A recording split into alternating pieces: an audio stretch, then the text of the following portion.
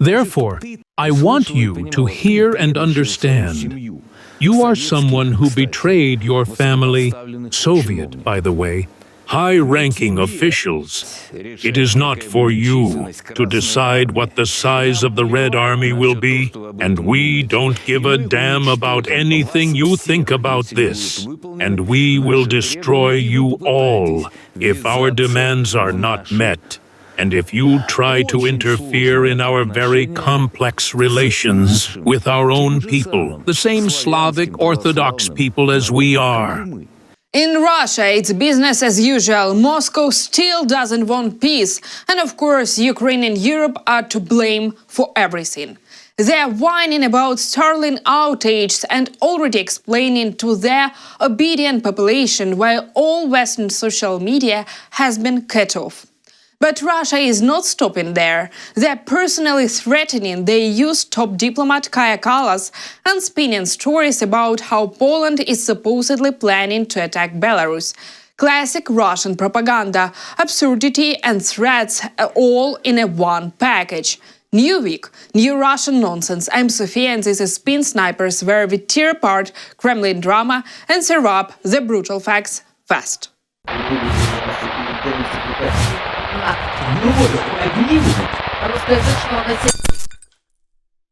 As usual, Moscow is blaming Europe again for supposedly wanting war with Russia.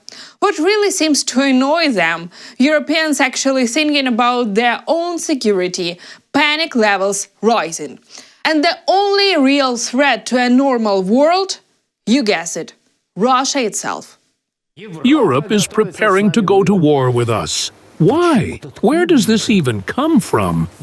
It seems we still haven't studied enough the works of, what was his name? Masov, right? There's this sort of European masochism of the Lviv variety that we clearly haven't examined thoroughly enough in the context of European politics. Why? What are you all twitching for? Just understand this.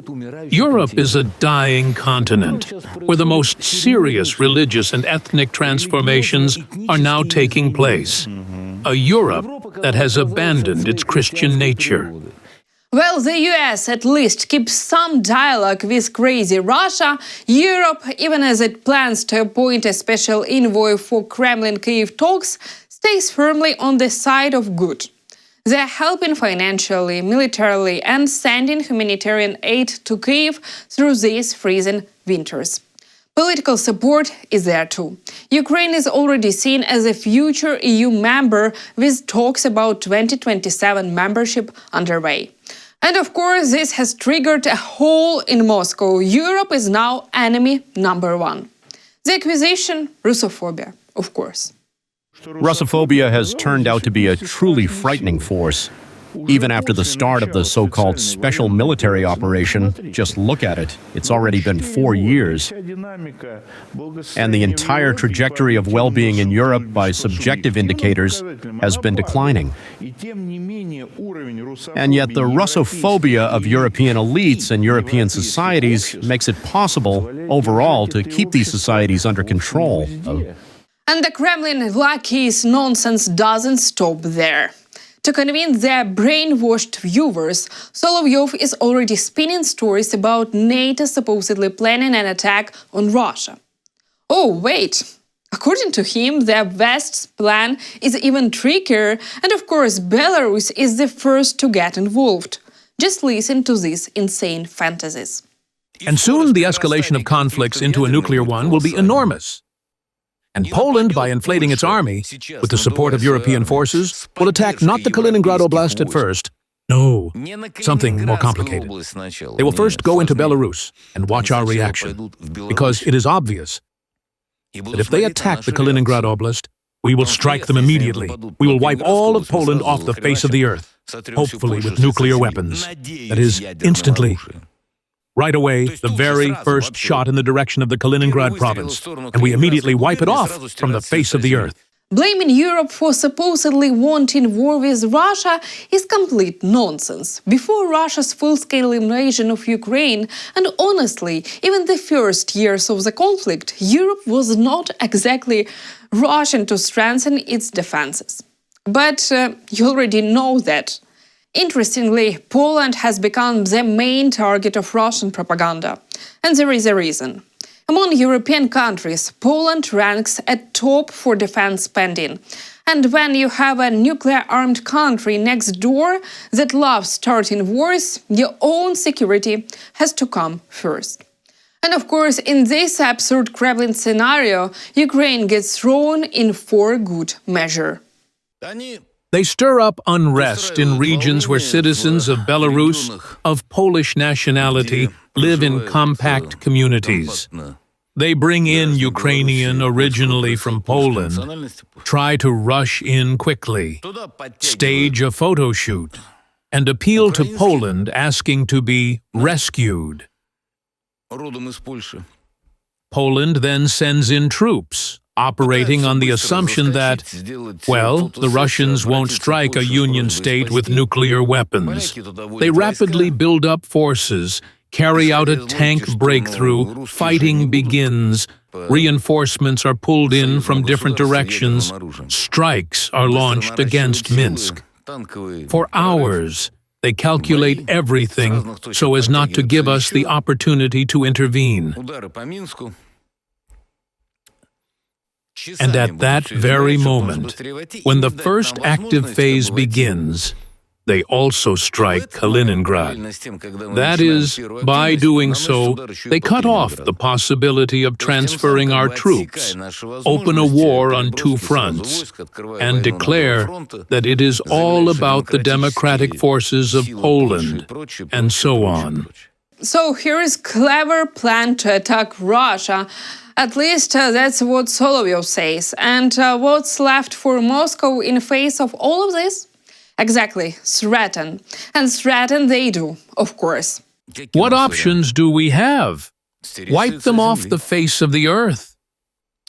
At the same time, they assume we won't strike the Baltics with nuclear weapons, but how else? It's close. The wind.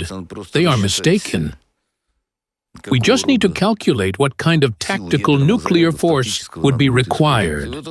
And that scenario, which seems phantasmagorical, could happen very, very quickly. And to top off this absurd scenario, Ukraine is supposedly on the verge of getting nuclear weapons. Just imagine the fantasy the Kremlin came up with. Unbelievable. In parallel with this, there is an activation of Ukrainian forces. In parallel with this, with cries of, Russia has used nuclear weapons, the pumping in of tactical nuclear weapons from Britain and France, strikes with this weapons on our nuclear stations, and in the shortest time, the war escalates to a level that no one has ever imagined. I'm telling you this very clearly, and it could happen with wild speed. And while Russia worries about Europe supposedly attacking them, it doesn't even hide its real desire to simply destroy the EU. Basically, any country that disagrees with Moscow's policy on Ukraine. The moment EU top diplomat Kaja Kallas raised concerns about the size of Russian army and its defense budget, clearly not built for peacetime, Russia immediately started insulting Kallas and even threatening her. And Solovyov, of course, let it slip. They're already not ready for any compromise to end the war against Ukraine. We are not ready to reach any consensus, and Kaja Kallas must understand this, as must all Europeans. I want Kaja Kallas to watch our broadcast carefully. She hasn't forgotten Russian yet. We are not interested in peace on the terms of consensus with Estonian. We are interested in the fulfillment of our lawful demands and in securing the safety of the Russian people and Russian statehood for centuries to come. That is precisely why we began a just liberation war against Satanism and pederasty, which, in particular, you represent in the European community with your entire life. Therefore, I want you to hear and understand. You betrayed your family. Soviet, by the way, high-ranking officials. It is not for you to decide what the size of the Red Army will be, and we don't give a damn about anything you think about this. And we will destroy you all if our demands are not met, and you attempt to interfere in our very complex relations with our own people. The same Slavic, Orthodox people as we are. We are fighting a mirror. It is not for you to meddle in our disputes. But if you do, we will destroy you in a terrible way. Lies. You who turned your lands into Judenfrei before the Germans arrived. And you are partly connected to the Soviet people and those who were not close. Communists. Not every war ends with a compromise. Here is a clear example for anyone still thinking that Ukraine is dragging its feet on peace. It's not. Or for anyone who believes that Moscow will somehow calm down once a peace deal is signed. The Kremlin's plan is simple: the total dismantling of Ukraine as an independent state. And they don't even bother hiding it. And for the so-called Slavic peoples, it's two different nations, and Russia's leadership has shown repeatedly that it does not really act in the interests of its own population. Surveys show growing disillusionment, declining living standards, and a population often coerced into supporting aggressive policies. So claiming any shared identity with Ukrainians, that's pure propaganda. The key point here is how Russia views Europe and the role of Kremlin loyalists who feed their audience with a very clear message from Putin himself: no compromises. And this is not a slip of the tongue. They've been working this line according to a carefully scripted playbook. I want to go over what the Westerners, what you fairly call former partners, and now almost military opponents of Russia are saying. Let's start with those who say strange things and bear the least responsibility, even though they hold high positions. I mean NATO chief Rutte. He's a pure bureaucrat. Here's what he says. Dialogue with Russia can be resumed on the condition that Europeans participate in this dialogue. Wait a minute. How can there be a dialogue if you are not participating in it? For a dialogue to start, there must be some proposals, an agenda. If you are constantly putting forward conditions unacceptable to Russia, helping our enemies, why should we start talking with you? There is no answer to this question. Meanwhile, with Europe, Moscow's position is crystal clear. Accusations of Russophobia, calls to destroy, and all of that. But with the US, it's more complicated. Sure, they're supposed to be partners, some kind of talks are happening, and Moscow is trying to bargain for a few economic perks. But on the other side, sanctions, support for Ukraine, fighting for allies, and driving down Russian oil prices on global markets. So where does that leave Russia? They've already put Washington on their list of enemies, not as aggressively as Europe, yet. Still, if you look at what's being built up, I always say, you have to look at actions, at deeds. In all this chaos of chatter, it's so hard to catch anything. But when you start connecting all the actions of the United States, well, actually, that is already a war against us. It's happening. The latest I read, they banned Venezuela from having any dealings with Russia, North Korea, Cuba, and someone else. But China? No, actually, China wasn't included in this, at least in this news. China definitely wasn't included. Yes, China wasn't included. So what is this? Is this it? The fact that they supply weapons to Ukraine. And look, the air war against Russia is becoming increasingly active. Long-range new missiles are reaching further regions. I suspect these are missiles not made by Ukrainians. These are British missiles, yes. War, all the time, escalation continues. And all of this is happening against the backdrop of so-called negotiations, which, in my opinion, just tie Russia's hands. The Kremlin's new playbook assignment: not just insult the entire Western world and scoff at any peace proposals, but also make sure everyone believes that everything on the front lines is going perfectly. Well, not just on the front, inside Russia too, where Western messengers have been cut off, leaving everyone in their so-called sovereign internet.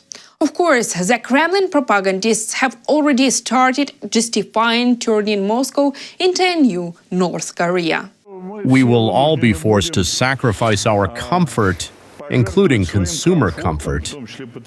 And in certain, so to speak, situations with information platforms, well, that's clear to everyone. We must make sacrifices. This burden must be borne by the whole society.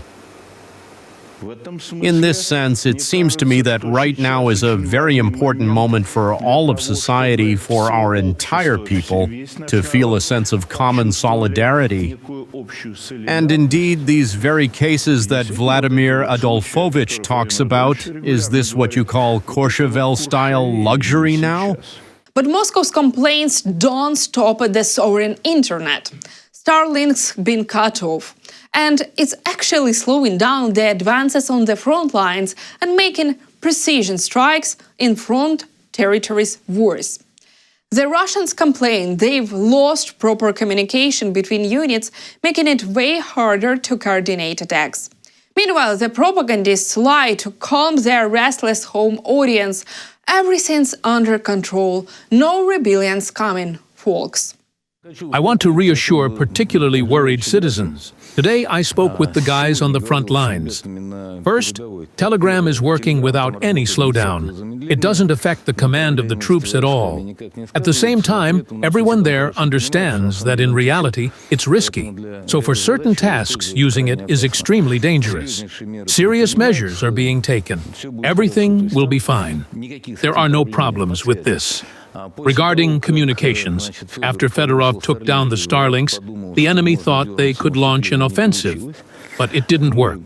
We deployed exactly what was needed, where it was needed. The communication problem is completely covered by other methods, fiber optics, so there's no need to worry. The men are prepared, they are serious.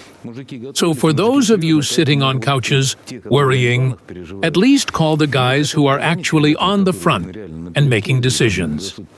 If you haven't been there yourself, stop these constant hysterics. A little less foam at the mouth, and everyone will feel much calmer. And while they keep insisting that everything is fine and working perfectly, they've already turned on Elon Musk. Funny, because not long ago they were very friendly with him. Now, insults and threats, classic Kremlin style. We just love Elon Musk. He's so progressive, he's so bold. He loves Russian space so much. He respects the Queen so much. He's just... Then a call comes from the Ukrainian Minister of Defense, Fedorov. And all the Starlinks go down. And we had more of them than they did. And who told you that Elon Musk is better or worse than the same Durov? Well, there's our country, sitting on Telegram. Everything's fine, but the servers aren't even ours. And why do you think no one of higher rank will call? And that the same Durov won't carry out a few operations. And that's it. It won't happen. Meanwhile, many are sitting on the front lines. This is how Russia lives, threatening everyone, lying, and not even thinking about real peace. Peace is only possible on their terms, which in reality means a Russian dictatorship in Ukraine. For us, it means one thing, and one thing only: we must stand united. That's all for today. While the Russian propaganda machine keeps running, we'll keep exposing their lies. I'm Sophia, and this was Spin Snipers. Stay curious, stay skeptical, and don't fall for their spin.